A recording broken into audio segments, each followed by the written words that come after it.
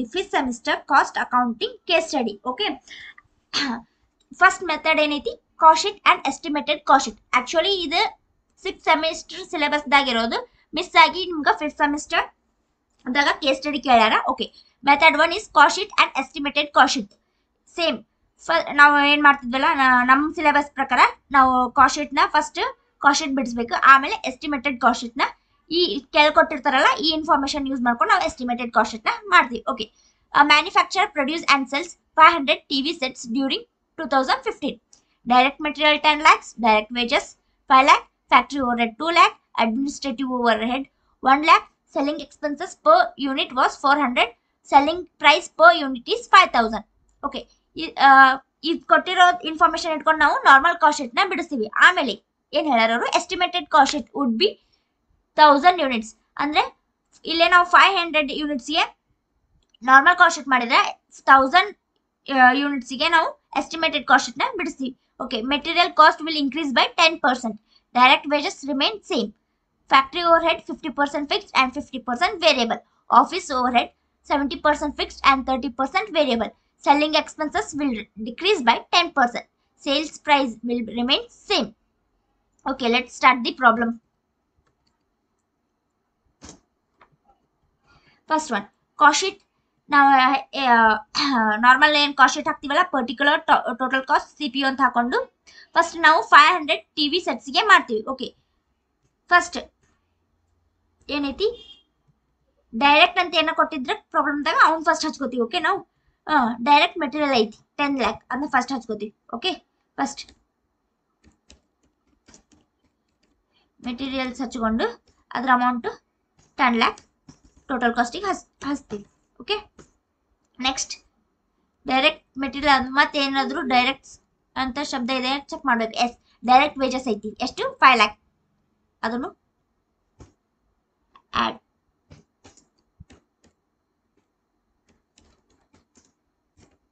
Direct wages ಎಷ್ಟಿದೆ 5 lakh.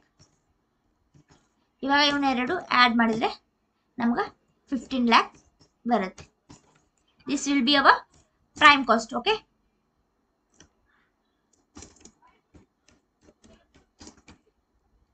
this is our prime cost. CPU will be 10 lakh divided by 500 ಮಾಡ್ಕೊಂಡ್ರೆ 2000 will be our CPU. Same as it is, 5 lakh divided by 500 will be 1000. Now add both. 2000 plus 1000 will be at 3000. Okay,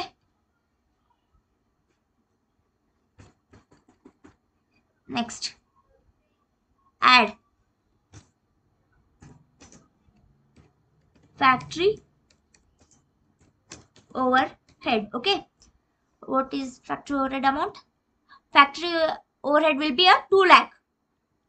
They have given directly, so put it into the amount column. Then add prime cost and factory overhead. It will be a 17 lakh, and answer will be our work cost. Okay,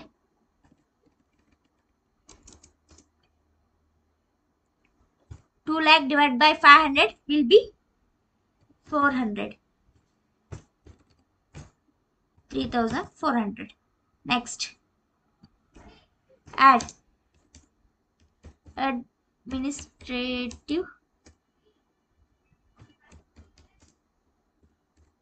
overhead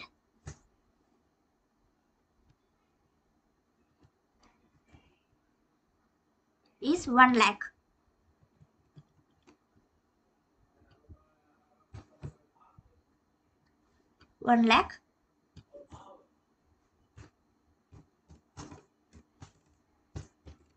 Add both. 17 lakh plus 1 lakh is our 18 lakh. It is cost of production. Cost of production. Okay, 1 lakh divided by 500 is 200. 3600. Next, selling and distribution overhead. Next, okay, selling expenses per unit is 400. Okay, ಅವ್ರು ಏನು selling expenses per unit ಅಂದ್ರೆ 500 TV ಐತಲ್ಲ 1 ಟಿವಿಗೆ 400 ಅವರು selling expenses ಮಾಡ್ಯಾರ. ಅಂದ್ರೆ ಇವಾಗ 500 ಟಿವಿಗೆ ಎಷ್ಟು ಆಯ್ತು ಅಂತ ಕೇಳಿದಾಗ 500 into 400 will be 2 lakh.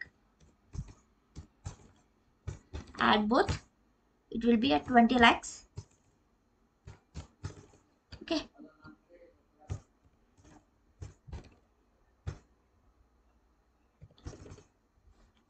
it is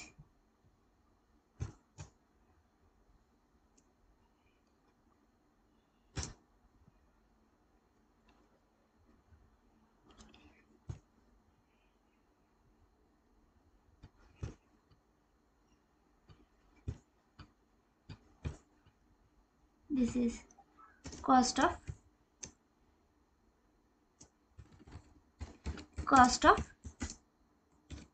sale.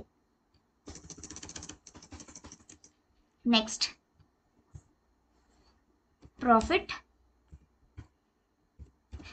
ಅವ್ರು ಏನು ಕೊಟ್ಟಿಲ್ಲ, ಡೈರೆಕ್ಟ್ ನಾವು ಸೇಲ್ಸ್ ಮಾಡ್ತೀವಿ.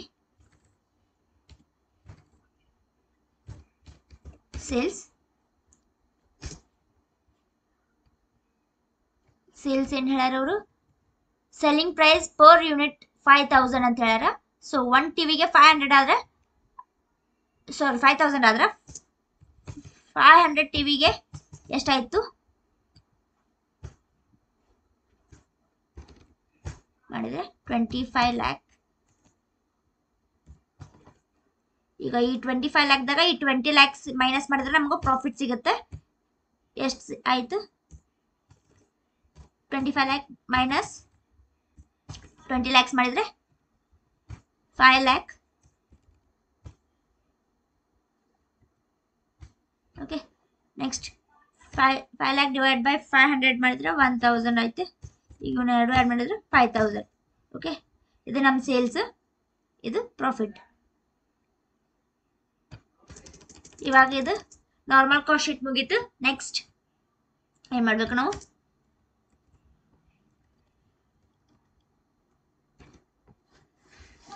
ಇದು ನಾರ್ಮಲ್ ನಮ್ದು ಕಾಸ್ಟ್ ಶೀಟ್ ಆಯ್ತು. ಇವಾಗ ಎಸ್ಟಿಮೇಟೆಡ್ ಕಾಸ್ಟ್ ಶೀಟ್ ಮಾಡೋಕೆ ಸೇಮ್ ಫಾರ್ಮ್ಯಾಟ್, ಏನು ಚೇಂಜಸ್ ಇಲ್ಲ. ಬಟ್ ಅವ್ರು ಏನು ಹೇಳ್ಯಾರ ಆ ಇನ್ಫಾರ್ಮೇಶನ್ ಇಟ್ಕೊಂಡು ನಾವು ಎಸ್ಟಿಮೇಟೆಡ್ ಕಾಸ್ಟ್ ಶೀಟ್ ಮಾಡ್ತೀವಿ. ಈಗ estimated cost sheet would B for 1000 TV. Okay, material cost will increase by 10% ಅಂತ ಹೇಳ್ಯಾರ ಅವರು. ಇವಾಗ ಸೇಮ್ ಹಚ್ಕೊಂಡು ಎಸ್ಟಿಮೇಟೆಡ್ ಕಾಸ್ಟ್ ಶೀಟ್ ಅಂತ ಹಾಕೋರಿ. Okay, estimated cost sheet particular total cost CPU. Now first one, direct materials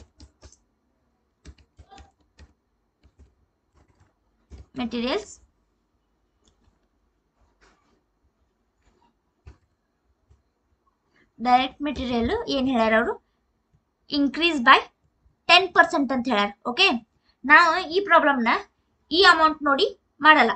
CPU-ದಾಗ ಏನು ಯೂನಿಟ್ಸ್ ಬಂದಿರ್ತಲ್ಲ ಆ units ಇಟ್ಕೊಂಡು ನಾವು ಎಸ್ಟಿಮೇಟೆಡ್ ಕಾಸ್ಟ್ ಇದ್ದಾಗ ಪ್ರಾಬ್ಲಮ್ ಬಿಡಿಸ್ತೀವಿ. ಓಕೆ, ಈಗ 10% ಇನ್ಕ್ರೀಸ್ ಆಗೈತಿ. ಸೊ ಇಲ್ಲಿ ಏನೈತಲ್ಲ ಡೈರೆಕ್ಟ್ ಮೆಟೀರಿಯಲ್ದಾಗ, ಓಕೆ, ಡೈರೆಕ್ಟ್ ಮೆಟೀರಿಯಲ್ದಾಗ CPU-ನ ಚೆಕ್ ಮಾಡ್ಬೇಕು. ಎಷ್ಟು ಕೊಟ್ಟಾರ, 2000 ಯೂನಿಟ್ಸ್ ಕೊಟ್ಟಾರ.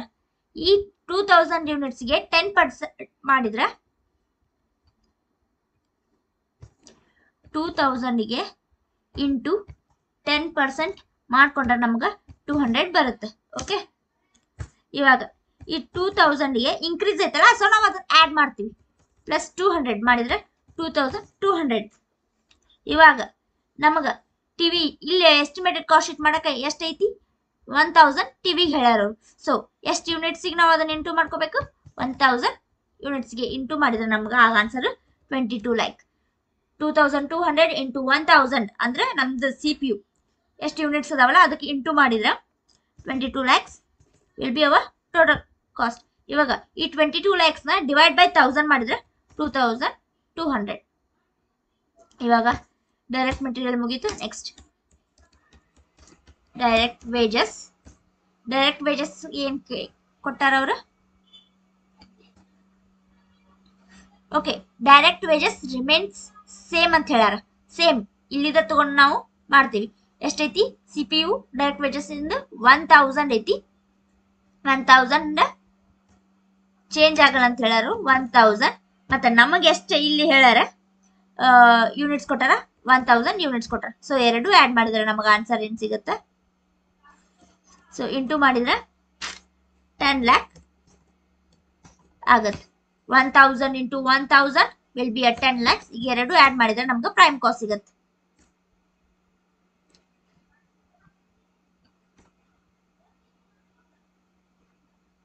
ಎರಡು ಆ್ಯಡ್ ಮಾಡಿದ್ರೆ 32 lakh.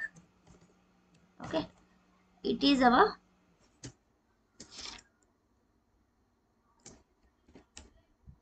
Prime cost. ಇವಾಗ ಈ 10 lakh ನ ಡಿವೈಡ್ ಬೈ 1000 ಮಾಡಿದ್ರೆ 1000 ಬರುತ್ತೆ.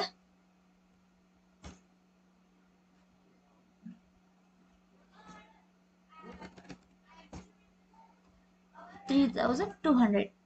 ಓಕೆ, ಇವಾಗ ನೆಕ್ಸ್ಟ್ ಫ್ಯಾಕ್ಟ್ರಿ ಓವರ್ ಹೆಡ್ ಇಂದ ಏನಾದ್ರು ಇನ್ಫಾರ್ಮೇಶನ್ ಕೊಟ್ಟಿದ್ರೆ ಅಂತ ತಗೋತೀವಿ. Yes, factory overhead 50% fixed and 50% variable ಅಂತ ಹೇಳ್ಯಾರ ಅವ್ರು. First factory overhead heading ಹಾಕೋರಿ. ಆಡ್ ಫ್ಯಾಕ್ಟ್ರಿ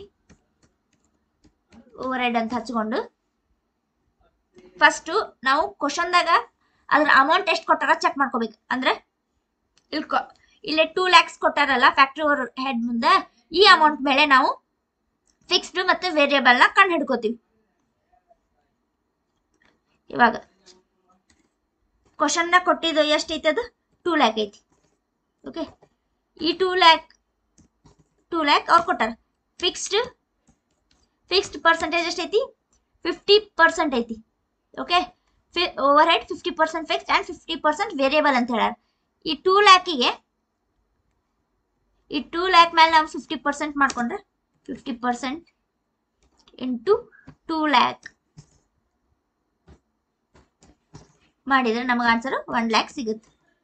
ಇದು ಫಿಕ್ಸ್ಡ್ ಅಮೌಂಟ್ ಆಯ್ತು. ಇವಾಗ ನೆಕ್ಸ್ಟ್ ವೇರಿಯಬಲ್ ಮಾಡ್ಕೊಳ್ತೀವಿ. ಅದು 50% ಇಂಟು 2 lakh ಮಾಡಿದ್ರೆ ನಮ್ಗೆ ಎಷ್ಟು ಸಿಗುತ್ತೆ? 1 lakh ಆನ್ಸರ್ ಸಿಗುತ್ತೆ. ಬಟ್ ಇಲ್ಲೇ ಇನ್ನು ಕೆಲಸ ಮುಗುದಿಲ್ಲ. ಎಷ್ಟು? 1 lakh ಸಿಗ್ತಾ? ಈ 1 lakh ನ ನಾವು ಡಿವೈಡ್ ಬೈ ಎಷ್ಟು ಕಾಸ್ಟ್ ಇದ್ದಾಗ ನಮ್ಗ ನಾರ್ಮಲ್ ಕಾಸ್ಟ್ ಇದ್ದಾಗ ಎಷ್ಟು ಯೂನಿಟ್ಸ್ ಇತ್ತು? ಟಿವಿ ಯೂನಿಟ್ಸ್ 500 ಇತ್ತು. ಸೊ 500 ಯೂನಿಟ್ಸಿಗೆ ಡಿವೈಡ್ ಮಾಡಿ ಇಂಟು ಈ ಕ್ವಶನ್ದಾಗ ಎಷ್ಟು? 1000 ಯೂನಿಟ್ಸ್ ಕೊಟ್ಟಾರ. ಆ 1000ಗೆ ಇಂಟು ಮಾಡಿದ್ರೆ 1 lakh ಡಿವೈಡ್ ಬೈ 500 ಇಂಟು 1000 ಮಾಡಿದ್ರೆ ನಮ್ಗೆ ಆನ್ಸರ್ 2 lakh ಬರುತ್ತೆ. ಈಗ ಈ 2 lakh ನ ಫಿಕ್ಸ್ಡ್ ಮತ್ತೆ ಇದು ಈ ಅಮೌಂಟ್ ಮತ್ತೆ ಈ ಬಂದ ಆನ್ಸರ್ ಎರಡು ಆ್ಯಡ್ ಮಾಡಿದ್ರೆ ನಮಗೆ 3 lakh ಆಗುತ್ತೆ. ಇದು ನಮ್ದು ಫ್ಯಾಕ್ಟ್ರಿ ಓವರ್ ಹೆಡ್ ಇದ್ದಂಗೆ 3 lakh. ಓಕೆ, ಇವಾಗ ಆ್ಯಡ್ ಮಾಡಿದ್ರೆ 32 lakhs ಪ್ಲಸ್ 3 lakh 35 lakh ಮಾಡಿದ್ರೆ ನಮಗೆ ವರ್ಕ್ ಕಾಸ್ಟ್ ಸಿಗುತ್ತೆ. ವರ್ಕ್ ಕಾಸ್ಟ್ ಈ 3 lakhಗೆ ಡಿವೈಡ್ ಬೈ 1 lakh ಮಾಡಿದ್ರೆ 300 ಬರುತ್ತೆ.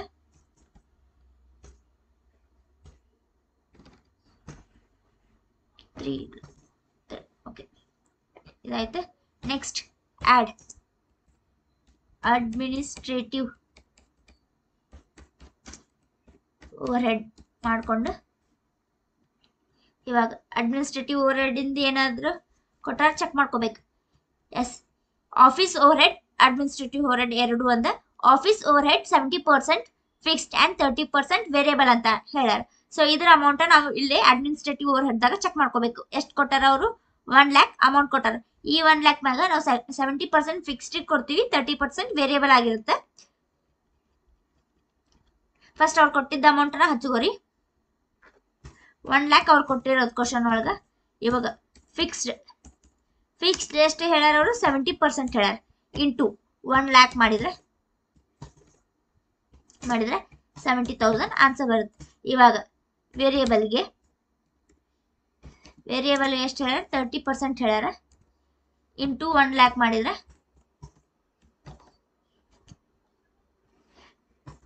ಮಾಡಿದ್ರೆ 30,000 ಆನ್ಸರ್ ಬರುತ್ತೆ. ಇನ್ನು ಆನ್ಸರ್ ಮುಗಿದಿಲ್ಲ. 30,000 ಡಿವೈಡ್ ಬೈ 500 ಟಿವಿ ಯೂನಿಟ್ಸ್ ಹಿಂಗ್ ಕೊಟ್ಟಿರೋದು ಇಂಟು ಇವಾಗ 1000 ಟಿವಿ ಯೂನಿಟ್ಸ್ ಮಾಡಿದ್ರೆ 30,000 ಡಿವೈಡ್ ಬೈ 500 ಇಂಟು 1000 ಮಾಡಿದ್ರೆ ನಮಗೆ ಆನ್ಸರ್ 60,000 ಸಿಗುತ್ತೆ. ಇವಾಗ ಈ 70,000 ಫಿಕ್ಸ್ಡ್ ಏನ್ ಅಮೌಂಟ್ ಸಿಕ್ಕಿರ್ತೈತಲ್ಲ ಅದು ಮತ್ತೆ ಈ ವೇರಿಯಬಲ್ ಅಮೌಂಟ್ ಏನ್ ಸಿಕ್ಕೈತಲ್ಲ ಇವೆರಡು ಆಡ್ ಮಾಡಿದ್ರೆ ನಮ್ಗೆ 1,30,000 ಬರುತ್ತೆ. ಅದು ನಮ್ದು ಅಡ್ಮಿನಿಸ್ಟ್ರೇಟಿವ್ ಓವರ್ ಹೆಡ್ 1,30,000. ಇವಾಗ ಎರಡು ಆಡ್ ಮಾಡಿದ್ರೆ 35 ಲ್ಯಾಕ್ ಪ್ಲಸ್ 1,30,000 ಮಾಡಿದ್ರೆ 36,000 30,000. ಇದು ನಮ್ದೇನಾಗುತ್ತೆ? ಕಾಸ್ಟ್ ಆಫ್ ಪ್ರೊಡಕ್ಷನ್ ಆಗುತ್ತೆ. Cost of production 1,30,000 divide by 1,000 ಮಾಡಿದ್ರೆ 130.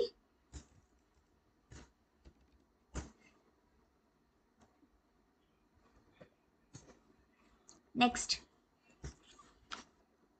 add selling and distribution overhead. Okay, selling and distribution ಏನು ಹೇಳ್ಯಾರು? Selling and distribution will decrease by 10% ಅಂತ ಹೇಳ್ಯಾರ. ಓಕೆ, ಅವ್ರು ಇಲ್ಲಿ ಏನ್ ಹೇಳ್ಯಾರ? Selling expenses per unit is 400 10% decrease ಆಯ್ತು ಅಂತ ಹೇಳ್ಯಾರ ಅವ್ರು. ಸೊ ಇಲ್ಲಿ 400 ಇಂಟು 10% ಫಸ್ಟ್ ನಾವು ಮಾಡ್ಕೋಬೇಕು. ಆನ್ಸರ್ ಎಷ್ಟು ಬರ್ತೈತಿ? 40 ಬರುತ್ತೆ. ಇವಾಗ 400ದಾಗ 40ನ ಮೈನಸ್ ಮಾಡಿದ್ರೆ ನಮ್ಗೆ 360 ಯೂನಿಟ್ ಸಿಗುತ್ತೆ, ಅಮೌಂಟ್ ಸಿಗುತ್ತೆ. ಅದಕ್ಕೆ ಇಂಟು ನಮ್ ಟಿವಿ ಎಷ್ಟು ಅದಾವ? ಎಸ್ಟಿಮೇಟೆಡ್ ಕಾಸ್ಟ್ ಇದ್ದಾಗ 1000 ಟಿವಿ ಯೂನಿಟ್ಸ್ ಅದಾವ. ಈಗ 360 ಇಂಟು 1000 ಮಾಡಿದ್ರೆ ನಮ್ಗೆ 3,60,000 ಸಿಗುತ್ತೆ. ಈಗ ಇವನ್ ಎರಡು 3,36,30,000 ಪ್ಲಸ್ 3,60,000 ಮಾಡಿದ್ರೆ ನಮಗೆ 39,090 ರೂಪೀಸ್ ಆಗುತ್ತೆ. ಇದು ಏನಾಗುತ್ತೆ? ಕಾಸ್ಟ್ ಆಫ್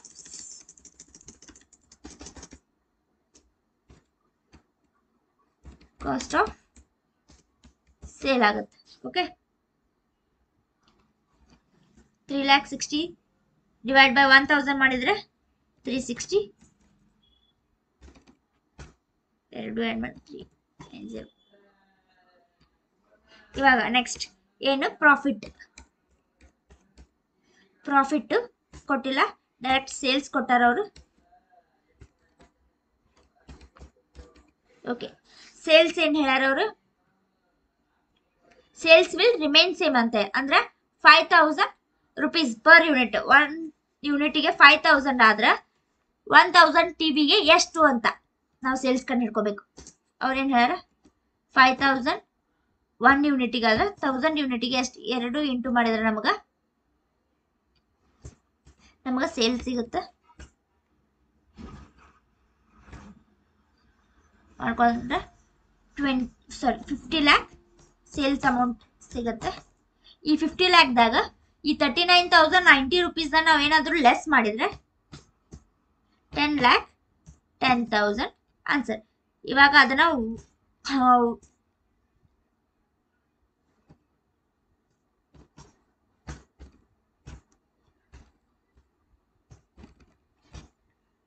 ಮಾಡಿದ್ರೆ ಇವೆರಡು ಆಡ್ ಮಾಡಿದ್ರೆ ಈಗ 5,000. ಇದು ನಮ್ದು ಸೇಲ್ಸ್. ಇಷ್ಟು ಮಾಡಿದ್ರೆ ನಮ್ದು cost sheet and estimated cost sheet ಎರಡು ಆಗುತ್ತೆ. ಆಮೇಲೆ ಅದಕ್ಕೆ ಥಿಯರಿ ಕ್ವಶನ್ ಕೇಳ್ತಾರೆ ಸ್ವಲ್ಪ.